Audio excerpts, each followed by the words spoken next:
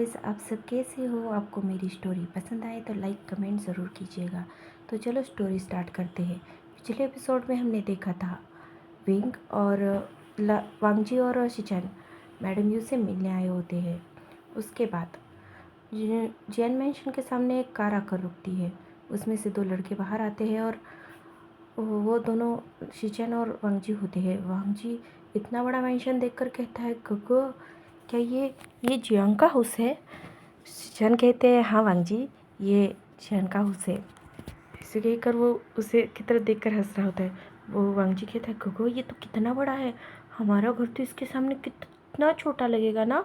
ऐसे कहकर वो अपने गगो की ओर देखता है और फिर से उस मैंशन को देखने लगता है। वो कहता है, हाँ ये बिजनेसमैन का घर है ना, हमारी तरह एक लोकल का नहीं है ना बेबी।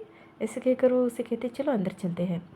वांगजी इधर उधर देख रहा होता है, तभी आगे से मैडम यू आते आते हुए कहती है, वांगजी क्या तुम्हें घर पसंद आया? ऐसे कहकर वो मुस्कुरा रही होती है। वांगजी कहता है, इसे घर नहीं कह सकते, ये तो बहुत बड़ा मैंशन है, एक पैलेस की तरह। ऐसे कहकर वो खुश होकर मैडम यू की तरफ देखता है। मैडम यू कहती है, अच्छा पर ये पैलेस आज से तुम्हारा है। ऐसे कहकर वो वांगजी के सर पर हाथ फिराती है। वांगजी उन्हें कहता है, सच में आंट? ऐसे कहकर वो उनकी तरफ देख रहा होता है स्माइल करके। तभी मैडम यू कहती है, अरे मैं तुम्हारी मम्मा हूँ ना, तुम भी मुझे मम्मा बुलाओ, तुम आंट नहीं बुलाओ। ऐसे कहकर वो वांगजी की तरफ देखती है तो वांगजी सर झुकाते हुए कहता है, ओके मम्मा। ऐसे कहकर वो मैडम यू और शिचन के साथ अंदर चले जाते हैं। तभी लिविंग हॉल में जंग फिल्म बैठे हुए होते हैं और वो वांगजी और शिचन को देखकर कहते हैं, अरे तुम दोनों आ गए? हाँ चलो, अच्छा है। ऐसे कहकर वो मैडम यू की तरफ देखकर कहते, बच्चों के लिए कुछ स्नैक्स लेकर आओ। वो कहती, हाँ मैं लेकर आती हूँ। तब तक वो दोनों जियांग फिमिया से बातें करने लगते हैं। विंग जियांग फिमिया के साथ वांगजी जियांग फिमिया के साथ काफ़ी घुल मिल जाता है और उनके साथ बहुत अच्छे से बात कर रहा होता है। वो उनके अपने बारे में बता रहा होता है और विंग के बारे में उनसे जान रहा होता है। तभी जियांग फिमिया उसे बताते हैं कि विंग के बारे में अगर तुम्हें सब कुछ जानना है ना, तो तुम अपनी मम्मा से पूछो। इससे कहकर वो वांगजी की तरफ देखते हैं और शिचान से पूछते हैं, क्या तुम्हें चंग के बारे में कुछ जानना है?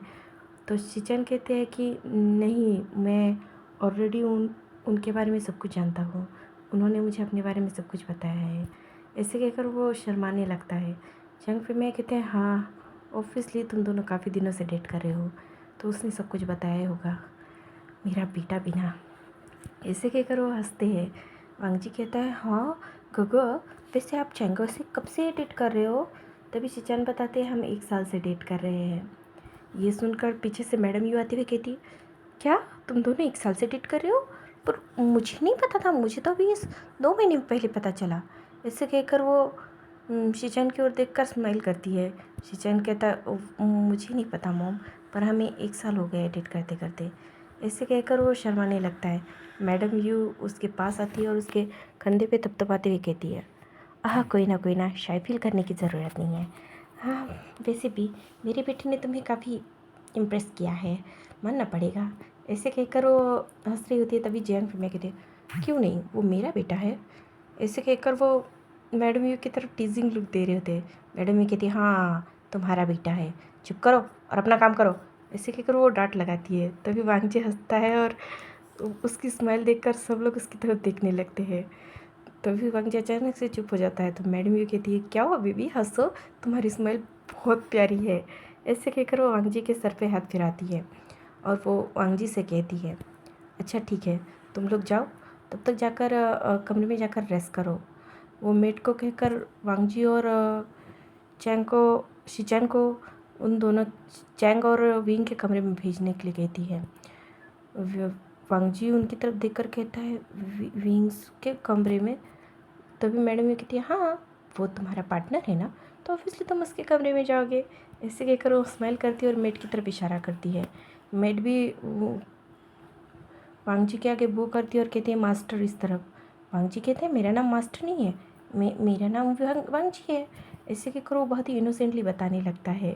तभी जियांग फिमी और मैडम यू हंसते हुए कहते हैं, उसे उसके नाम से बुलाओ। तो मेड भी कहती है, ठीक ठीक है मास्टर। वांगजी कहता है, अरे मैंने कहा ना मेरा नाम वांगजी है। वो कहती है, जी जी वांगजी। ऐसे कहकर वो वांगजी को लेकर विंग के कमरे की ओर चली जाती है और चैंग के कमरे की ओर शिचान चल जाते हैं। दोनों जाकर कमरे देखने लगते हैं। तभी वांगजी विंग के कमरे में एंटर करके कहता है, ओह माय गॉड, ये कितना बड़ा कमरा है। ऐसे कहकर वो पूरा कमरे को गोल गोल घूम कर देख रहा होता है। वो मेट पीछे से कहती है, ठीक है तो आप यहाँ रेस्ट कीजिए, मैं तब तक आपके लिए खाने के लिए कुछ लेकर आती हूँ। ऐसे कहकर वो मेट वहाँ से चली जाती है। वांगजी को उस कमरे में हर तरफ हर चीज़ें उठा उठा कर देख रहा होता है। हर कोना कोना छानता है। वो बालकनी में जाता है और वहाँ से देखता है तो वहाँ से बहुत खूबसूरत नज़ारा दिख रहा होता है। वो कहता है, सच में ये कितना खूबसूरत है, यहाँ का रूम ही कितना बड़ा है ना। ऐसे कहकर वो बेड पर आकर बैठता है और लेट जाता है। उस बेड का गद्दा इतना सॉफ्ट होता है कि वांगजी को लेटते ही वहाँ पे नींद आ जाती है। शिन शिफ्ट होता है और ऑफिस में देखते हैं विंग अपनी चेयर पे बैठ कर कह रहा होता है, ठीक है ये सब ख़त्म करो और हाँ जल्दी ये प्रोजेक्ट कंप्लीट करो। ऐसे कहकर वो अपनी टीम को समझाता है और वहाँ से भेजने के लिए कहता है। तभी चैंग आता है और कहता है, विंग तुम्हारा काम ख़त्म हो गया। विंग कहता है, हाँ लगभग हो ही गया है। तो भी चैंग कहता है, फिर चलो चलते हैं। और वो दोनों हमारा घर पे वेट कर रहे हैं। विंग ये सुनकर उसे फिर से याद आता है कि वांगजी घर पे आया। वो कहता है, हाँ चलो चलते हैं। ऐसे कहकर वो अपने चेयर पे से अपना कोट उठाता है और पहनते हुए चैंग के साथ घर के लिए निकल जाता है। वो आते समय एक फ्लावर की दुकान पे रुकता है और वहाँ से फ्लावर लेने लगता है। चैंग पूछता है, ये फ्लावर क्यों ले रहे हो। वो कहता है, गग मेरा पार्टनर फर्स्ट टाइम घर आया है तो उसके लिए फ्लावर तो बनते हैं ना। ऐसे कहकर वो चैंग की तरफ देखता है तो चैंग कहता है, हाँ ये भी सही है। और वो भी एक फ्लावर बुके लेता है। दोनों भाई फ्लावर बुके लेते हैं और विंग एक छोटी सी केक शॉप पे जाकर केक भी लेता है। वो दोनों लेकर घर आते हैं। तभी वो डोर से अंदर आते हुए वांगजी का नाम लेकर पुकारने लगता है।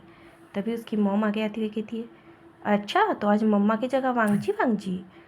तो विंग कहता है, नहीं नहीं मम्मा, वो दोनों यहाँ आए थे ना इसलिए मैंने आवाज़ दी। चैंग कहता है, हाँ मम्मा आदत डाल लो, आज के बाद वांगजी वांगजी होगा। ऐसे कहकर वो आगे बढ़ जाता है। तभी यानली आती कहती है, हाँ वो वांगजी वांगजी करेंगे और ये शिचन शिचन करेंगे, क्यों आप दोनों ऐसे ही करने वाले हो ना। तभी विंग उसको हल्के हाथ से मारते हुए कहता है, हाँ बदमाश कहीं की चुकर, तू हमेशा हम दोनों के खिलाफ मॉम के कान भरती रहती है ना। ऐसे कहकर वो उसके कान को थोड़ा सा खींचता है।